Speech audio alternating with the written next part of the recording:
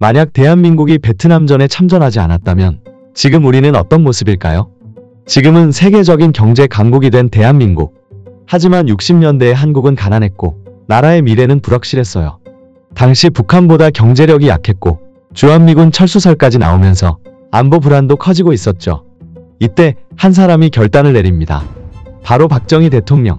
그는 대한민국의 미래를 위해 위험하지만 꼭 필요한 선택을 하게 되는데요. 바로 베트남전 참전이었습니다.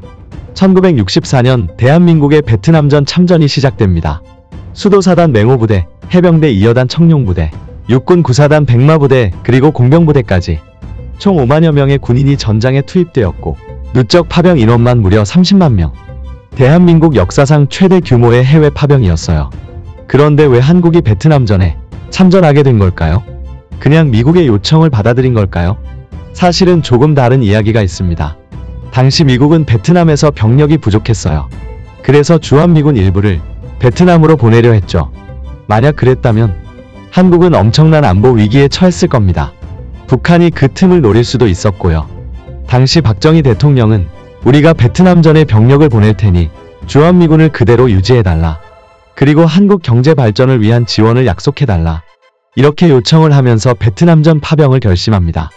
이 전략이 통하면서 미국은 주한미군을 철수하지 않았고 대한민국은 전쟁 특수를 활용해 경제적 성장 기회를 잡을 수 있었습니다. 베트남전 참전은 대한민국 경제에 엄청난 영향을 줍니다. 당시 미국은 전쟁 비용을 감당하기 위해 엄청난 돈을 쓰고 있었고 대한민국은 그 기회를 놓치지 않았어요. 첫 번째, 군수산업 발전. 전쟁 덕분에 한국이 군수 물자를 생산할 수 있는 기회를 얻었어요. 미군의 군수품을 한국에서 조달하게 되면서 방위산업이 발달하게 되었죠. 나중에는 중공업으로까지 이어지게 됩니다. 두 번째, 건설업과 해외 진출. 현대건설, 대우건설, 한진그룹. 당시 한국 기업들이 베트남에서 미군 기지를 짓고 수송을 맡으면서 해외에서 돈을 벌기 시작했어요. 이 경험이 훗날 중동 건설 붐으로 이어지면서 한국 건설업이 세계적인 수준으로 성장하는 계기가 되었죠. 세 번째, 노동자와 기술자들의 활약. 베트남에는 군인뿐만 아니라 한국의 기술자들과 노동자들도 많이 갔어요. 이들은 미국 기업에서 높은 월급을 받았고 그 돈을 한국으로 송금했습니다. 이게 우리 경제 성장의 밑거름이 되었죠. 베트남에서 1년만 일하면 집 한 채는 마련할 수 있었어요. 그만큼 돈을 많이 벌었죠. 이렇게 베트남전 참전은 단순한 군사작전이 아니라 대한민국 경제 도약의 기회가 되었던 겁니다. 한국군 베트남에서 빛나다. 그렇다면 한국군은 베트남에서 어떤 활약을 했을까요? 단순히 미군을 돕는 역할이었을까요? 전혀 아니었습니다. 미군 장교는 베트남전에 참전한 한국군을 이렇게 말했습니다. 한국군은 믿을 수 없는 전과를 올렸어요. 베트콩들은 한국군과의 전투를 피하라는 명령을 받을 정도였습니다. 짜빈동 전투, 두코 전투, 안케패스 전투. 한국군은 정글에서 강한 전투력을 보여주며 월맹군을 압도했습니다.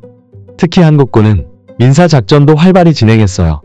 병원을 짓고 학교를 세우고 주민들에게 약을 나눠주면서 베트남 사람들과 신뢰를 쌓았죠. 하지만 이들을 기억하고 있나요? 대한민국이 이렇게 성장하는 동안 베트남전에 참전했던 군인들과 노동자들의 희생은 점점 잊혀져 가고 있습니다. 참전 군인들은 전쟁의 후유증과 고엽제 피해를 입었고 노동자들은 정당한 보상을 받지 못했어요. 우리는 이들의 희생을 얼마나 기억하고 있을까요? 대한민국의 오늘을 만든 사람들, 우리는 지금 세계적인 경제 강국이 되었어요. 하지만 이 모든 게 우연히 이루어진 게 아닙니다. 누군가는 그 길을 닦아놓았죠. 베트남전 참전은 대한민국 현대사에서 가장 중요한 사건 중 하나였습니다. 그때의 희생과 노력이 없었다면 지금의 대한민국도 없었겠죠. 이제는 그들의 희생을 잊지 않고 감사할 때입니다.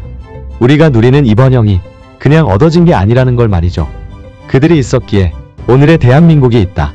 이 영상이 유익하셨다면 좋아요와 구독 부탁드립니다. 더 흥미로운 역사 이야기로 찾아뵙겠습니다. 감사합니다.